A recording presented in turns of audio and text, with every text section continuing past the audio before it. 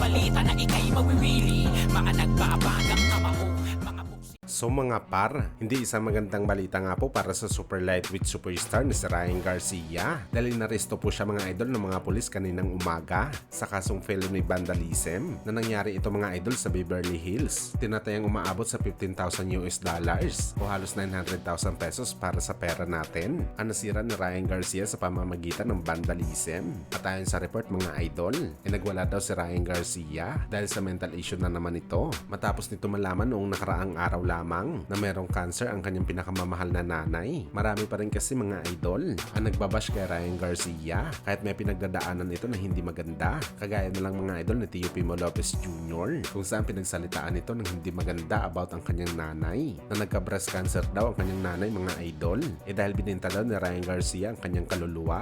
Naribat naman ni Bagito mga idol. Babawi daw talaga siya na merong bad blood kay Teofimo. Well gayon pa man mga idol, wala pa sa ngayon ibang report para kay Ryan Garcia kung makakalabas ba ito o makapiyansa. Pero isa lang ang sinisiguro natin mga idol, mabibigyan talaga ng parusa si Ryan Garcia sa kanyang ginawa. Either magbayad dito ng malaking danyos o himas-riyas muna ito ng ilang buwan.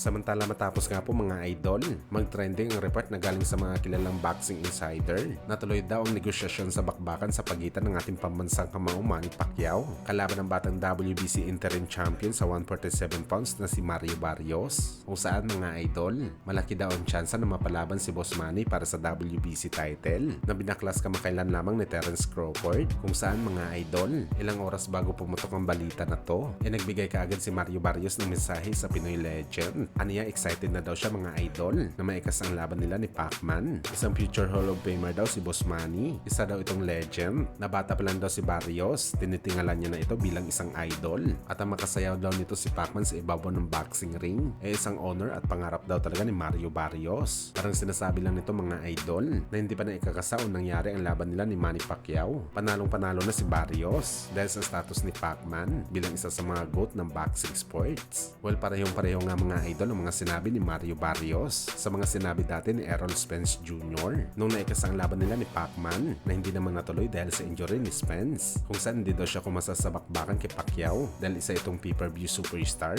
at sa malaking purse money na makukuha ni Spence sa Pinoy Legend. Nilabanan daw ni Spence si Pacquiao mga idol dahil isang honor daw na makapalitan ng suntok sa ibabaw ng boxing ring ang kagaya na boxing icon ni Pacquiao at syempre may isama daw si Manny Pacquiao sa kanyang resume at parang katumbas daw ito mga idol na nanalo siya ng 10 beses sa bakbakan at paniguradong siya na rin ang magdadala sa iyo bilang isang boxing superstar sa larangan ng boxing sports.